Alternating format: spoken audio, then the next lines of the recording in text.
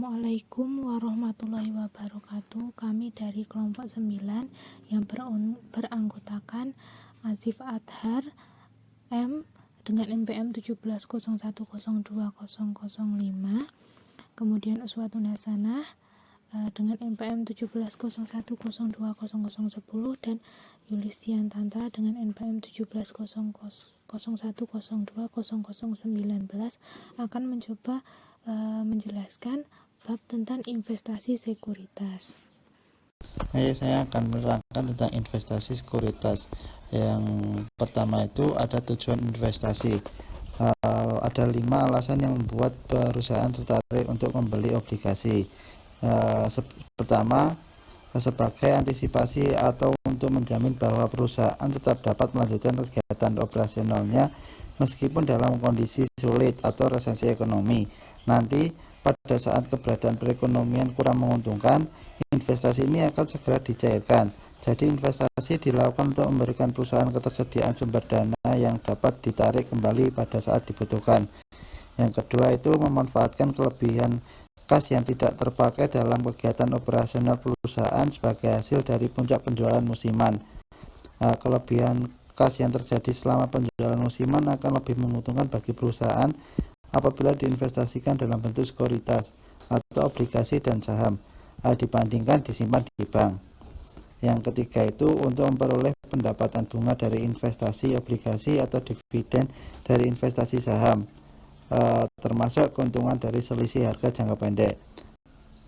Banyak perusahaan yang tidak puas dengan tingkat suku bunga yang rendah yang ditawarkan oleh deposito bank, sehingga perusahaan lebih memilih atau beralih ke alternatif investasi lain, investasi dalam obligasi dan saham dengan menerima tingkat risiko yang lebih tinggi pula. Yang keempat itu untuk menjamin tersedianya bahan mentah, mempengaruhi dewan direksi, atau untuk mendiversifikasi produk yang ditawarkan. Contoh adalah sebuah perusahaan manufaktur pembuat saus tomat yang membeli 20% hingga 50% kepemilikan saham di sebuah perusahaan yang bergerak dalam bidang perkebunan tomat. Yang kelima itu ada untuk mengendalikan aktivitas operasi, investasi, dan pendanaan dari perusahaan lain. Dalam hal ini perusahaan induk menguasai lebih dari 50% kepemilikan saham yang di perusahaan anak, di mana perusahaan induk melalui investasinya tersebut bermaksud bukan lagi hanya sekedar untuk memperoleh dividen ataupun mempengaruhi perusahaan anak, melainkan lebih dari itu, yaitu ingin mengendalikan seluruh aktivitas di perusahaan anak. Selanjutnya ada klasifikasi sekuritas investasi. Dalam debit ada held to maturity.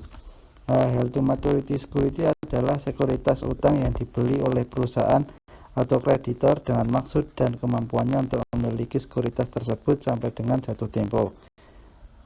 Yang kedua ada available for sale. Available for sale security adalah sekuritas utang yang tidak dimiliki sampai dengan jatuh tempo dan tidak diklasifikasikan sebagai trading security yang dianggap akan tersedia untuk dijual pada saat dibutuhkan. Yang ketiga itu ada trading. Trading security adalah sekuritas yang dapat dikategorikan sebagai sekuritas utang dan juga sekuritas ekuitas yang dibeli oleh perusahaan dengan maksud untuk dijual dalam jangka waktu dekat. Yang kedua itu setelah dari debit ada equity. Di dalam equity itu ada trading dan equity method. Untuk equity method itu sekuritas ekuitas yang dibeli oleh perusahaan atau investor dengan maksud untuk dapat mempengaruhi secara signifikan atau bahkan mengendalikan kegiatan operasional investasi. Yang ketiga, selain trading equity method ada available for sale yang tadi sudah saya jelaskan. Selanjutnya ada perlakuan akuntansi atas sekuritas investasi. Yang pertama itu ada held to maturity. Held to maturity atau sekuritas yang dimiliki hingga jatuh tempo akan dilaporkan di neraca sebesar harga perolehan yang telah diamortisasi dan tidak dilaporkan sebesar nilai pasar wajar. Dalam held to maturity itu jenis sekuritas yaitu utang. Kemudian dalam penyajian di neraca itu harga perolehan yang telah diamortisasi. Untuk perlakuan atas perubahan nilai sementara itu tidak diakui. Yang kedua ada available for sale. Available for sale security itu kenaikan ataupun penurunan nilai yang diakibatkan oleh perubahan harga pasar akan dilaporkan secara terpisah dari laba bersih atau tidak termasuk dalam perhitungan laba bersih, tetapi merupakan bagian dari laba komprehensif, yaitu sebagai laba komprehensif lainnya. Dalam available for sale itu jenis sekuritasnya utang dan ekuitas, sedangkan penyajian di neraca itu berdasarkan nilai pasar wajar. Untuk perlakuan atas perubahan nilai sementara sendiri dilaporkan dalam modal pemegang saham. Yang ketiga ada trading. Trading lebih bersifat lancar dibandingkan dengan available for sale security. Trading security dibeli oleh perusahaan dengan maksud untuk diperjualbelikan secara aktif dalam rangka mendapatkan keuntungan dari selisih harga jangka pendek. Dalam pelaporan arus kas, pembelian atau penjualan trading diklasifikasikan sebagai aktivitas operasi, sedangkan pembelian atau penjualan available for sale akan diklasifikasikan sebagai aktivitas investasi. Yang keempat ada equity method. Equity method menggambarkan bagian kepemilikan sekurang-kurangnya 20% tidak dilaporkan di neraca sebesar nilai pasar wajarnya. Dalam equity method, jenis sekuritasnya adalah ekuitas. Untuk penyajian di neraca, harga perolehan setelah disesuaikan dengan perubahan aset bersih, sedangkan untuk perlakuan atas perubahan nilai sementara tidak diakui. Selanjutnya ada pembelian sekuritas. Dalam pembelian sekuritas itu terdapat dua, yaitu sekuritas utang dan sekuritas ekuitas. Di dalam sekuritas utang dicatat sebesar harga perolehan meliputi seluruh pengeluaran yang diperlukan oleh investasi tersebut. Ada dua pendekatan yang dipakai, yaitu pendekatan pendapatan dan pendekatan aset. Pendekatan pendapatan itu bunga berjalan seolah-olah dianggap sebagai pengurang besarnya pendapatan bunga. Nanti pada saat bunga untuk interval periode pertama diterima, maka sebagian dari pendapatan bunga atau jumlah uang kas yang diterima tersebut dengan sendirinya akan menghapus atau mengimbangi, bisa disebut juga mengoffset besarnya bunga berjalan yang telah seolah-olah dianggap sebagai pengurang besarnya pendapatan bunga di awal. Sedangkan untuk pendekatan aset, yaitu besarnya bunga berjalan akan dicatat dengan cara mendebit akun piutang bunga. Begitu bunga untuk interval periode pertama diterima, saldo akun piutang bunga tadi akan ditutup atau dihapus dalam jurnal di sebelah kredit, dan pendapatan bunga akan diakui atau dicatat dalam jurnal di sebelah kredit sebesar jumlah bunga yang telah terjadi sejak tanggal pembelian. Yang kedua ada sekuritas ekuitas. Dalam sekuritas ekuitas itu sama seperti investasi dalam sekuritas utang. Di sekuritas ekuitas dicatat sebesar jumlah yang dibayar termasuk komisi broker.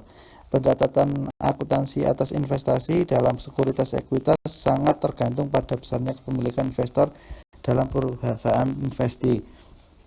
Jika besarnya kepemilikan investor dalam perusahaan investasi adalah kurang dari 20%, maka pembelian sekuritas ekuitas akan dicatat dengan menggunakan akun investasi dalam sekuritas yang diperdagangkan atau investasi dalam sekuritas yang tersedia untuk dijual. Dalam hal ini, metode akuntansi yang dipakai dalam pembukaan investor adalah metode harga perolehan atau cost method. Namun, jika besarnya kepemilikan investor dalam perusahaan investasi adalah sama dengan atau lebih dari 20%, maka saham yang dibeli akan dicatat sebagai sekuritas metode ekuitas dengan menggunakan akun investasi dalam saham. Selanjutnya ada pengakuan pendapatan. Dalam pengakuan pendapatan terdapat dua sekuritas juga. Yang pertama sekuritas utang.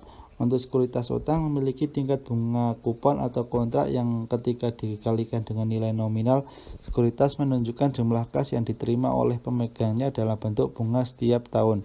Ketika bunga diterima, akun kas didebit dan pendapat bunga di kredit. Akan tetapi, ketika sekuritas utang diperoleh dengan harga yang lebih tinggi atau lebih rendah dari nilai jatuh temponya dan sekuritas diklasifikasikan sebagai hold to maturity atau dimiliki hingga jatuh tempo. Amortisasi atas premium atau diskonto akan menyesuaikan besarnya pendapatan bunga. Yang kedua ada sekuritas ekuitas. Begitu sekuritas ekuitas dibeli, satu dari dua metode yang digunakan untuk mencatat pendapatan yang terjadi atas investasi tergantung pada besarnya pengaruh atau pengendalian terhadap perusahaan investasi. Dalam sekuritas ekuitas terdapat tiga macam. Yang pertama ada kepemilikan kurang dari 20%. Dicatat menggunakan metode harga pokok. Investasi dicatat sebesar harga perolehan dan pendapatan diakui ketika dividen tunai diumumkan atau ketika dividen diterima dari investasi. Selanjutnya akan dijelaskan oleh rekan saya, Mas Tantra. Nah, selanjutnya ada kepemilikan 20% sampai dengan 50%. Apabila besarnya kepemilikan investor atas perusahaan investor adalah 20% sampai dengan 50%, maka investor akan mencatat penyertaannya tersebut dalam pembukuan dengan menggunakan metode ekuitas. Nah, dengan metode ekuitas, investasi pada awalnya juga akan dicatat sebesar harga perolehan sama seperti halnya dengan investasi lainnya. Akan tetapi, akun investasi dalam saham secara berkala akan disesuaikan untuk mencerminkan perubahan yang terjadi dalam aset bersih atau modal investor. Selanjutnya itu ada ilustrasi perbandingan antara cost method dengan equity method. Nah, cost method sendiri adalah sering kita kenal dengan metode harga perolehan, sedangkan equity method sering kita kenal dengan metode ekuitas. Nah, langsung saja ke contoh metode harga perolehan.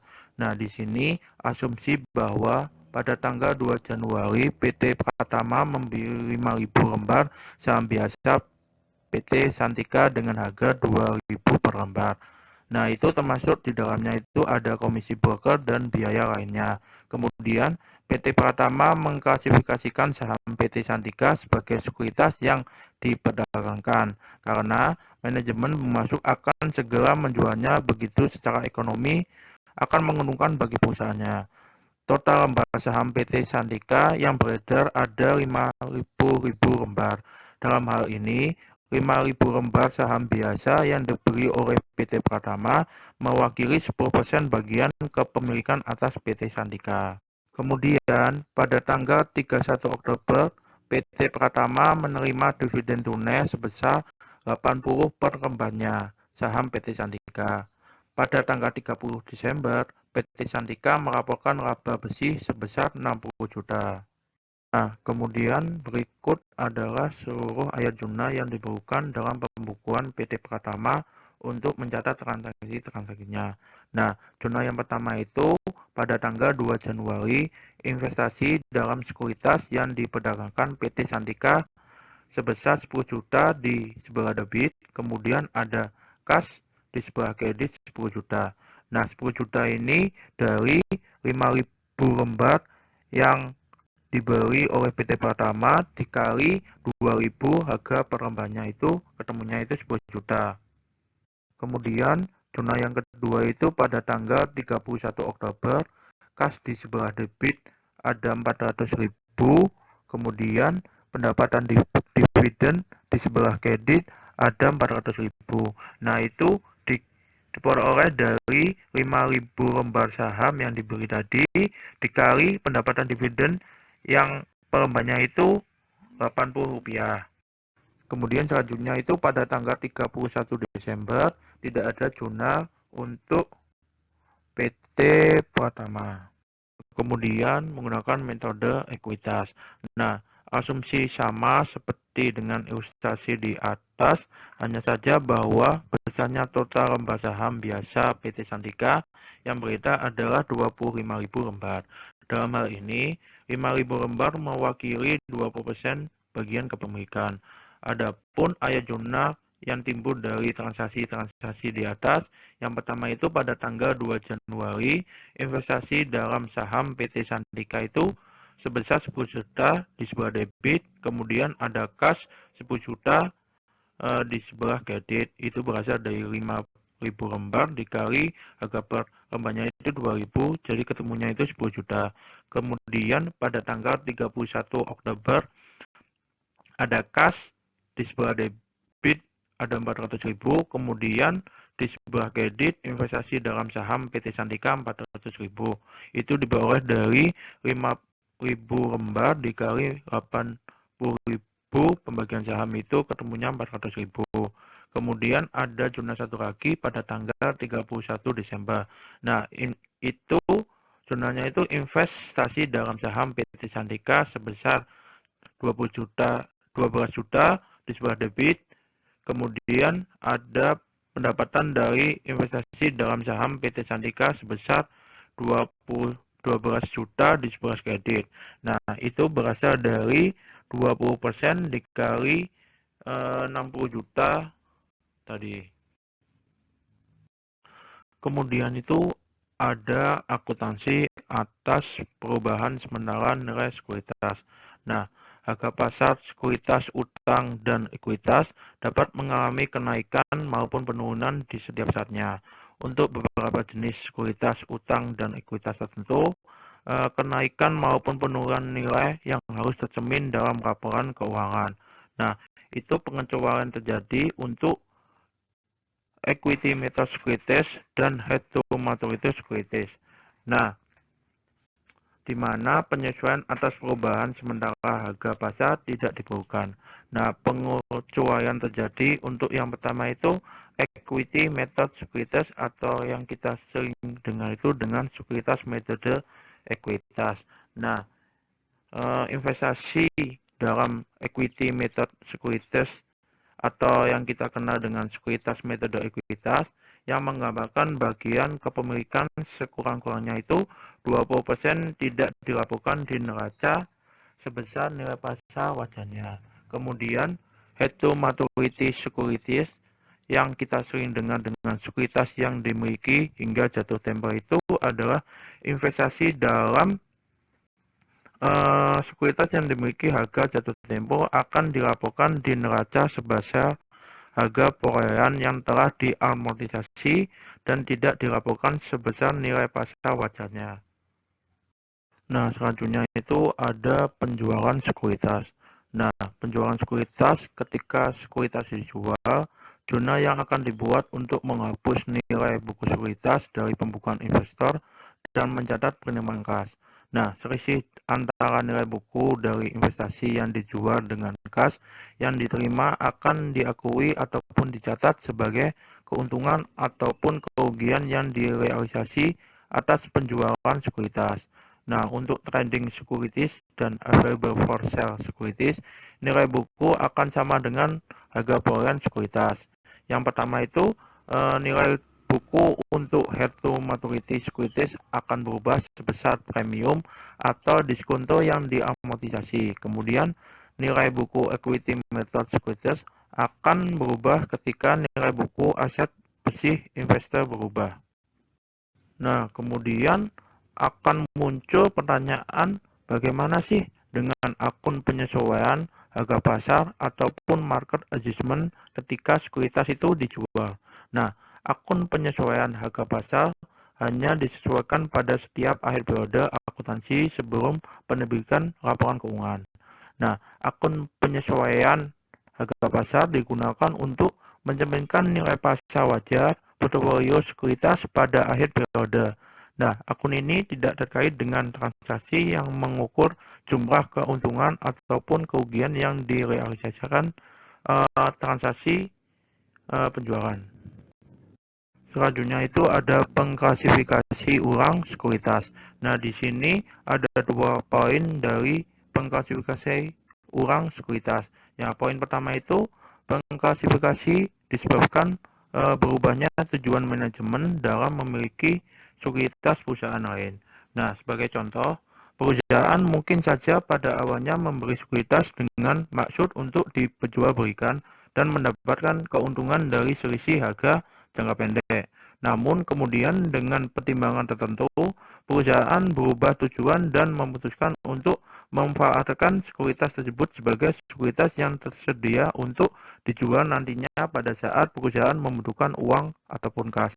Dalam kasus ini, perusahaan dapat mengklasifikasikan ulang sekuritas dari trading securities menjadi available for sale securities. Di samping itu, perusahaan juga mungkin saja pada awal memberi saham sebagai investasi jangka pendek, akan kemudian memutuskan untuk meningkatkan bagian kepemilikannya dalam perusahaan investor agar dapat memperoleh pengaruh yang signifikan. Kemudian, poin yang kedua itu, jika perusahaan mengklasifikasi ulang sekuritas yang dimilikinya, sekuritas akan dicatat sebagai nilai pasar wajar yang berlaku pada saat klasifikasi ulang dilakukan. Karena sekuritas pada awalnya telah dicatat pada pembukuan sebesar biaya historis, maka biaya historis ini harus dihapus dari kategori sekuritas yang lama dan kemudian sekuritas akan dicatat dengan kategori yang baru sebesar nilai pasar wajarnya pada saat itu. Kemudian ada akuntansi pajak. Nah, pada umumnya sekuritas utang atau obligasi akan memberikan penghasilan bunga dalam bentuk jumlah tetap kepada investor atau kreditor. Demikian juga dengan sekuritas saham yang memberikan penghasilan dalam bentuk dividen kepada para pemegang sahamnya. Hal tersebut diatur dalam pasal 4 ayat 1 Undang-Undang PPH nomor 36 tahun 2008 yang menjadi objek pajak adalah penghasilan, yaitu setiap tambahan kemampuan ekonomis yang diterima ataupun diperoleh wajib pajak baik berasal dari Indonesia maupun luar Indonesia. Subbab yang selanjutnya ada investasi dalam obligasi. Jadi penghasilan atas transaksi obligasi yang dijual di bursa efek akan dikenakan PPh final, yaitu PPh pasal 4 ayat 2 yang disesuai dengan peraturan pemerintah. Kemudian menurut peraturan pemerintah nomor 16 tahun 2009 PMK 85 PMK 03 2011 besarnya PPh final atas penghasilan dari transaksi obligasi ditetapkan sebagai 4 kategori. Yang pertama itu bunga dari obligasi dengan kupon. Jadi bunga dari obligasi dengan kupon itu 15% itu bagi wajib pajak dalam negeri dan bentuk usahanya tetap. Kemudian 20% atau sesuai tarif P3B atau perjanjian penghindaran pajak berganda bagi wajib pajak luar negeri selain bentuk usaha yang tetap. Nah, dari semua itu dihitung dari jumlah bruto bunga sesuai dengan masa kepemilikan obligasinya. Kemudian yang kedua ada diskonto dari obligasi dengan kupon. Nah, ini juga 15 sama 20%. Yang 15 itu bagi wajib pajak dalam negeri dan bentuk usahanya tetap masih sama seperti tadi. Kemudian yang satu 20% atau sesuai tarif P3B bagi wajib pajak luar negeri selain bentuk usaha tetap. Jadi 20% itu buat yang wajib pajak orang luar negeri. Nah, dari selisih nilai nominal obligasi atas harga perolehannya. Jadi perhitungannya dari selisihnya nilai nominal obligasinya dari harga perolehannya, tidak termasuk bunga berjalannya, tidak termasuk jumlah tambahan uang kas yang dibayarkan atas bunga yang ditimbulkan karena membeli sekuritas di antara tanggal bunga. Kemudian yang selanjutnya ada kategori ketiga. Kategori ketiga ini diskonto dari obligasi tanpa bunga. Nah, masih sebesar 15 sama 20%. 15 itu masih untuk wajib pajak dalam negeri yang usahanya tetap. Kemudian yang 20% juga masih sama seperti tadi untuk wajib pajak luar negeri selain bentuk usaha tetap. Nah, perhitungannya dari mana? Dari selisih lebih nilai nominal obligasi di atas harga perolehannya. Kemudian kategori keempat yang terakhir ini kategori bunga atau diskonto dari obligasi yang diterima dan atau diperoleh wajib pajak reksadana yang terdaftar pada BAPEPAM atau Badan Pengawas Pasar Modal dan lembaga keuangan. Nah, ini ada 3 tahun. Ini perubahan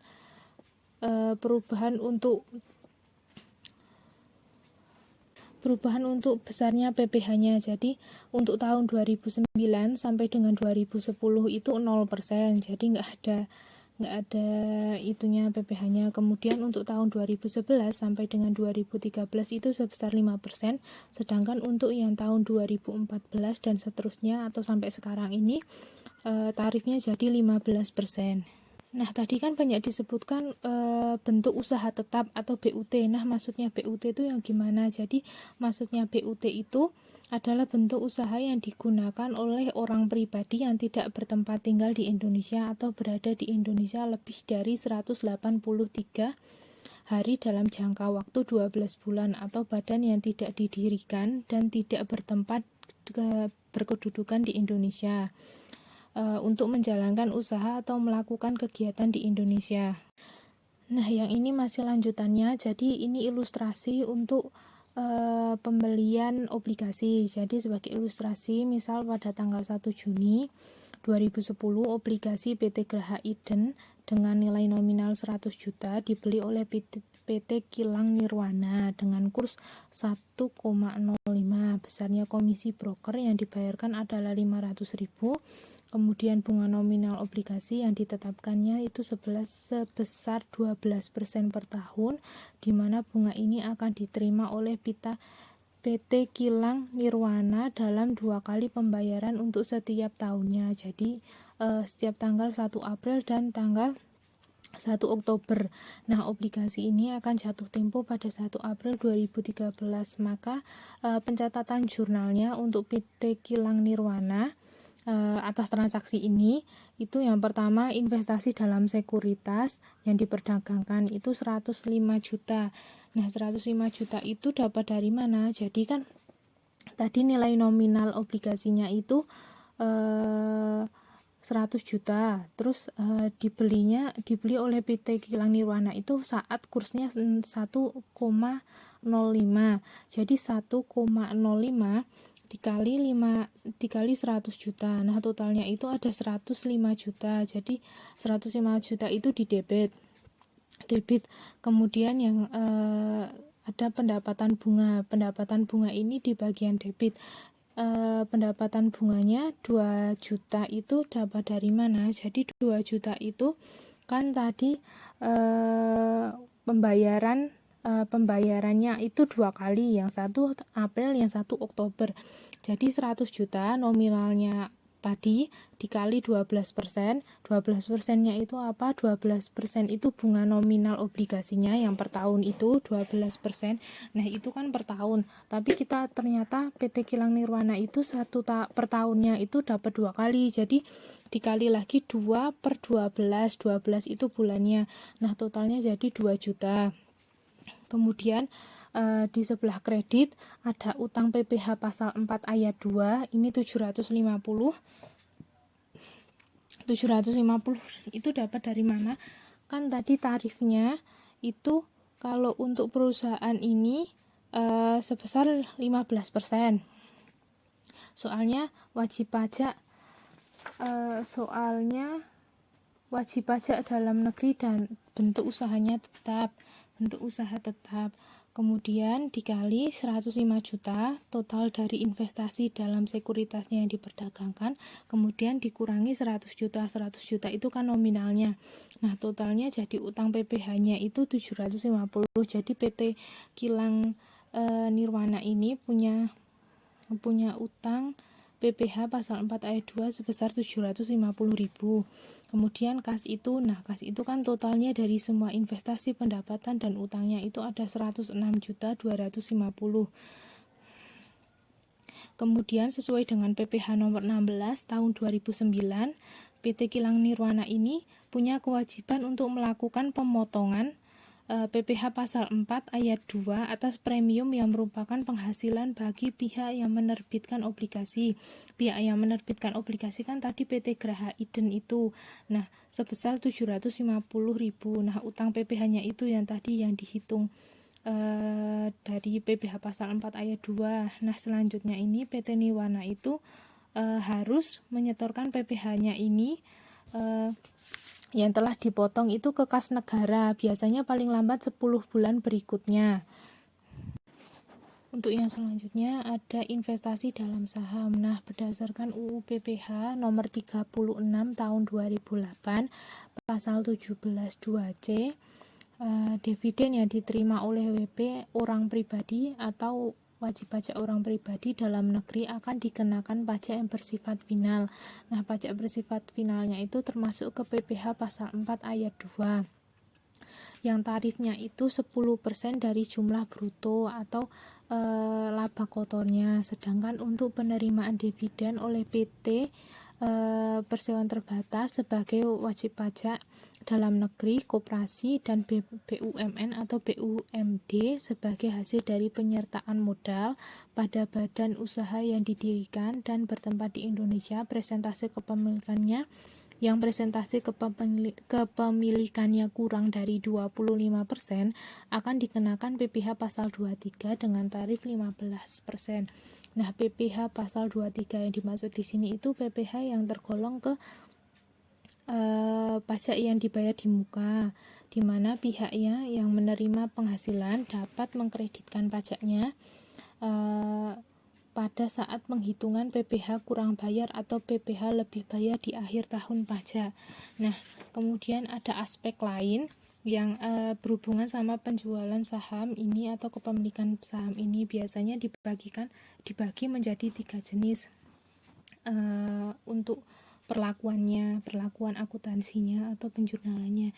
Yang pertama itu kepemilikan dari 20%, terus yang kedua itu kepemilikan 20% sampai 24%. Kemudian yang selanjutnya kepemilikan 25%. Perbedaan perlakuan untuk ketiga jenis kategori itu tuh biasanya terdapat di bagian pencatatan bagian proporsional atas laba bersih investor dan pencatatan bagian proporsional atas rugi bersih investor. Nah, di kepemilikan yang kurang dari 20% itu mereka nggak perlu mencatat bagian proporsional atas laba bersih investornya, sama nggak perlu menulis bagian proporsional atas rugi bersih investornya. Selebihnya masih sama aja antara 20, 25 sama 24-nya. Jadi perbedaannya cuma di bagian perlakuan pencatatan proporsional atas laba bersih investor sama rugi investornya aja. Kemudian yang terakhir ini ada ilustrasi atau contoh investasi dalam saham. Nah, ini tuh dimulai dari pada tanggal 1 Agustus 2013. Jadi PT Andika ini membayarkan dividen tunai kepada PT Damar sebesar 10 juta. Kemudian PT Damar ini ternyata memiliki kepemilikan saham di PT Andika tersebut sebesar 10%. Nah, atas pembayaran dividen tersebut, PT Andika ini akan memotong PPH pasal 23 dengan tarif 15% dan memberikan bukti pemotongan PPH-nya itu kepada PT Damar. PPH yang dipotong ini kemudian akan diperhitungkan sebagai kredit pajak oleh PT Damar. PT Andika kemudian wajib melakukan penyetoran PPH pasal 23 yang telah dipotongnya dari PT Damar paling lambat 10 September 2013 dengan menggunakan SSP. Selanjutnya PT Andika juga wajib melaporkan SPT masa PPH pasal 23 atau 26 ke KPP paling lambat tanggal 20 September 2013. Kemudian bagaimanakah cara membuat jurnal untuk PT Damar sehubungan dengan transaksi ini? Nah, jurnal yang dibuat oleh PT Damar sehubungan dengan penerimaan dividen tadi, seperti soal yang di atas tadi itu, PT Damar kemudian membuat jurnal dengan kas dan PPH pasal 23 dibayar di muka di bagian debit, kemudian pendapatan dividennya di bagian kredit. Jadi kasnya itu 8.500.000, kemudian PPH-nya itu PPH pasal 23-nya itu 1.500.000. 1.500.000 itu dapatnya dari tadi kan tarif PPH pasal 23-nya ditetapkan 15%. Jadi tarifnya jadi PPH untuk PT Damar ini 1.500.000. Karena PT Damar ini kan menerima dividen sebesar 10 juta, kemudian dikurangi dipotong pajaknya, pajak PPh pasal 23 itu 1.500.000 dari tarif 15%-nya. Nah, yang tadi kan ayat jurnal untuk PT Damar yang menerima dividennya. Kemudian bagaimanakah jurnal untuk PT Andika yang memberikan dividennya itu? Nah, atau pembayaran dividennya itu. Jadi PT Andika itu bikin 2 jurnal. Yang pertama itu untuk tanggal 1 Agustus 2013, kemudian yang kedua itu untuk tanggal 10 September 2013 untuk pembayaran utang PPh-nya. Kan yang Agustus itu untuk pembayaran dividennya. Jadi untuk waktu PT Andika ini membayarkan dividen untuk PT Damar ini, jadi PT Andika membuat jurnal di mana dividen di bagian debit, kemudian utang PPh pasal 23 dan kasnya di bagian kredit. Jadi dividen tunainya kan tadi 10 juta. Kemudian penarikan utang PPh-nya itu yang 15% dari 10 juta kan 1.500.000 ada di bagian kredit. Kemudian kasnya berarti berkurang 8.500.000, kas PT Andikanya itu karena pembayarannya kan secara tunai dividennya.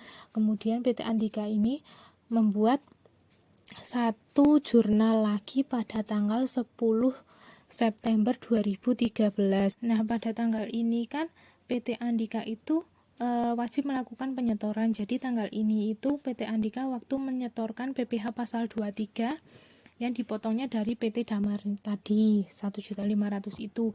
Nah, jurnalnya itu gimana? Jurnalnya itu pertama utang PPh pasal 23 di bagian debit, kemudian kasnya di bagian kredit karena kan kasnya dari PT Andika ini berkurang 1.500.000 untuk pembayaran PPh pasal 23-nya.